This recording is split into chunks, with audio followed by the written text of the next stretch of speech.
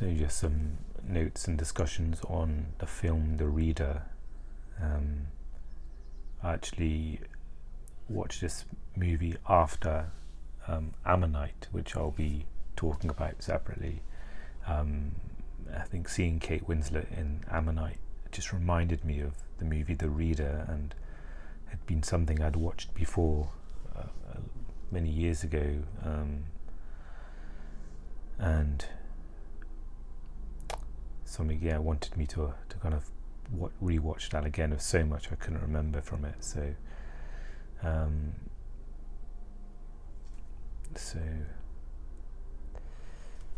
was again, it was a movie centered around these two characters of Michael Berg. It says here in the plot summary, 15-year-old Michael Berg, 36-year-old Hannah Smits. And what I initially liked about the movie is just the focus on their relationship. So it was quite character driven, a lot of depth and character, and all about that. Their connection, initially Hannah sort of taking care of Michael when he was sick outside, and their sort of developing relationship after that. And it's nice to see the scenes of Michael reading to Hannah. I think they're both really fulfilled by that. Of Hannah, of course, with her not being able to read and write, so it was a huge sort of pleasure to be able to hear stories and things which she wasn't able to do for herself. And then sort of Michael, I can imagine, completely sort of besotted with Hannah, so happy to read, knowing that will make her happy, and since he enjoyed reading as well. He had kind of a thirst for books, and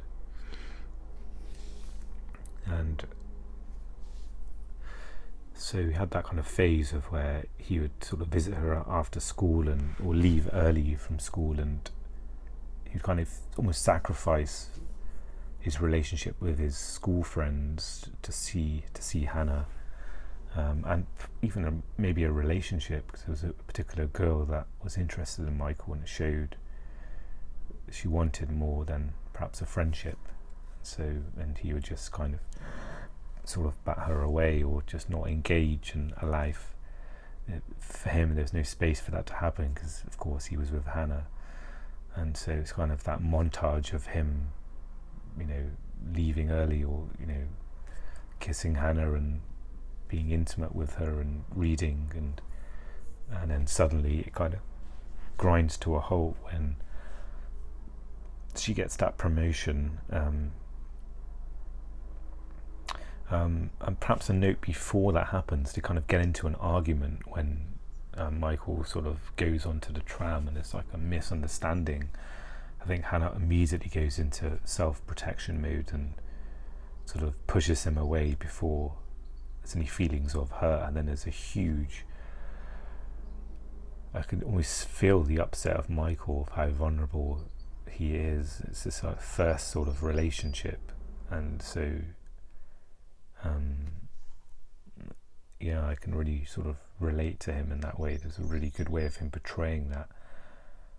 I think of him sitting outside initially, and then I don't know if he walked away, but or just sat outside, but then he came back. It's like you could see the impact it had on him, but still he wanted to make it better. And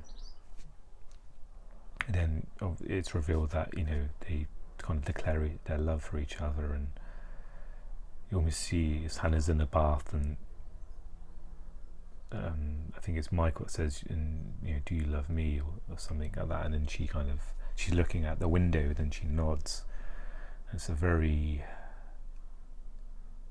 almost a very loud scene, even though it's quiet. So obviously so much to take in there, and the meaning, and you realise that this is you kind of know it's an important relationship, but it sort of underlines that with them telling each other they loved one another. And then there's so Grindstone when Hannah gets her promotion, and I'm not sure if there's different people have written different things there, because it says she got a promotion which forced her to move away, but I thought she ran away because she was on the run almost for what she did, and trying to hide her identity. And also I thought something along the lines of that, because she can't read and write, so how is she going to survive in an office? I thought that was the main thing, and so maybe I'm misunderstanding that if she's on the run.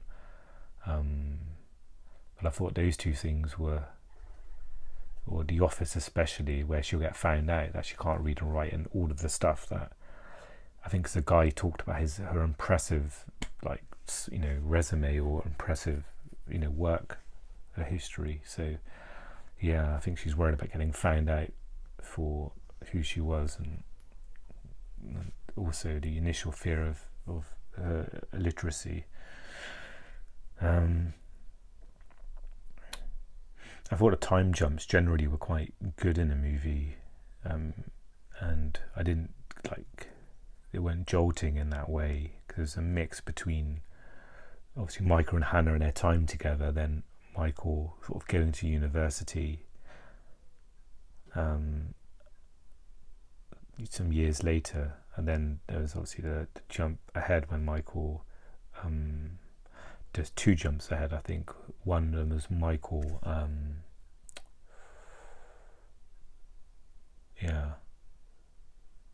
there's two separate timelines of Michael being a lot older as well, I think.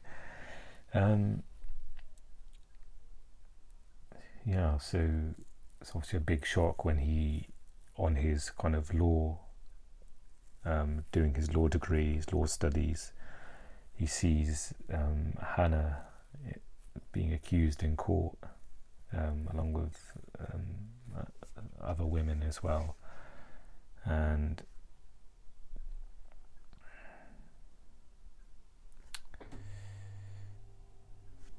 and it was just interesting to see his law teacher, and his other students, seeing Michael go through this but not understanding what was going on.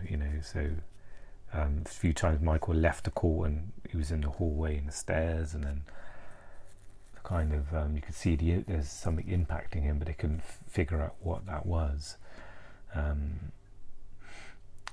there was a huge moment when obviously drilling down into who was responsible for the orders for, I think the fire, I don't know if it's a church fire or a fire where the prisoners were prisoners being kept.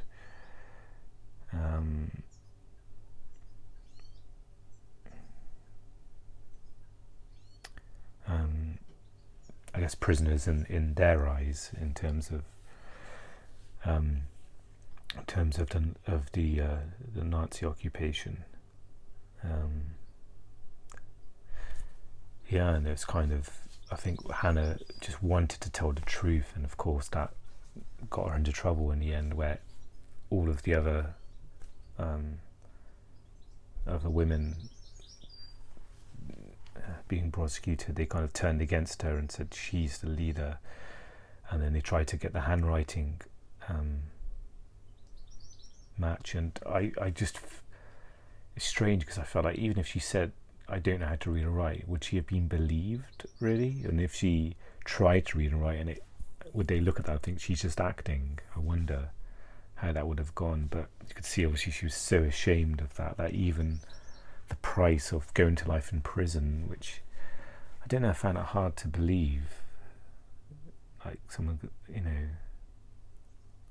because it's such a huge gap. She got life and they got 4 years, which was really low for like being part of sort of killing many people. So it's a huge disparity there, I just thought. But obviously Michael realised that that she wasn't guilty of that. She was sort of guilty of being part of that, but she wasn't the sort of person in charge. And of course, there was the option of him coming forward, and I thought he would, but it just felt like, it just seemed like he couldn't do it. And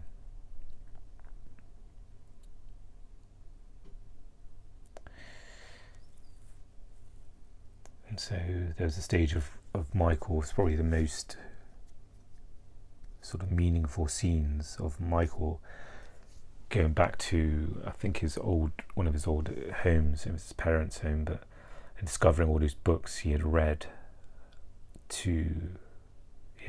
I think a lot of them he had already read to Hannah, but and there was this kind of light bulb moment of him. Because before that he went to visit her, I think, and wasn't, and then turned around, and again it surprised me. I thought he would, but so there was a kind of element where he wanted connection with her, but I think I've read one of an online review about it. There was guilt there of him wanting, to be too close to her. So he started sending her these books, recording and writing and sending them to her. And it was, despite what she had done, you almost see the humanity in people, even with the terrible acts that have been taking place and what she had done, you could still see the joy and relate to the joy of her making progress in learning to read and write, and her sending a letter to Michael. And I kind of wanted Michael to send a letter back, but again it crossed that line of getting too close.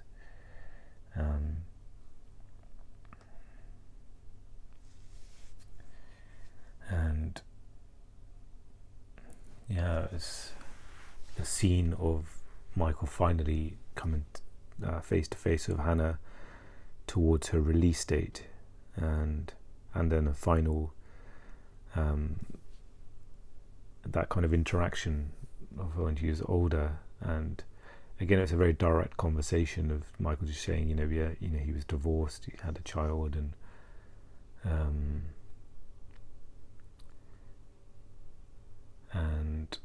I think in that scene, I'm trying to remember, Hannah sensed because I think Michael was asking about, do you feel guilty? Do you feel guilty, or have you reflected about the past and the events you did? And she kind of shut that down, saying, that I don't think she did think about it, and I think she sensed that disconnection from Michael. That even though Michael was helping her, she'd lost him in some way, and that even if she would get out, what would she have? It just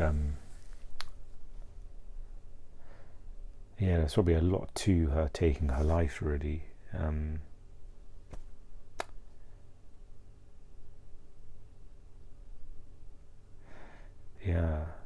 Because she left a note to part of her kind of suicidal, like a note of instruction to say, give this money to, I don't know if it's I pronounce her name Lana, a survivor within the Nazi occupation in Auschwitz, like a survivor there. And it was the final scene of him having a conversation with her, and of course her being, not wanting to accept the money and the meaning that money and where it had come from, but she accepted that sort of container, and it reminded her of one she had. And it was nice that they managed to agree, that for Michael to do something with it, and he came up with the idea of, it says there in summary, a Jewish organisation dealing with literacy. I felt that was really fitting with what perhaps Hannah would have wanted in some way. So it was a difficult movie to watch for sure. It was quite a sad movie in lots of ways, and I found it's a movie where you'd feel lots of ways about the character. Like you can never feel fully like with Kate, for example, not Kate, I'm going into the anatomy of a scandal, crossing over. But with Hannah, there's so many emotions you could feel with that character. You could feel her loneliness, you could feel her disconnection with not reading and writing, and how that's impacted a lot of her life. And then the side of the acts she had perpetrated, of understanding that and chiming that in with realizing that she's still a human being despite that, and seeing a joy in her learning to read and write in prison. And again with Michael, I think there was a moment in the character of where him, standing up for Hannah and saying, being a witness for her that she can't read and write, showed something. It's kind of a vulnerability in Michael that was there when he was young as well, and it almost felt like he'd almost lived life on the outskirts with that. It's kind of a relatively short relationship with Hannah he had on that summer. He kind of never really recovered from that. But yeah, just some thoughts on the reader.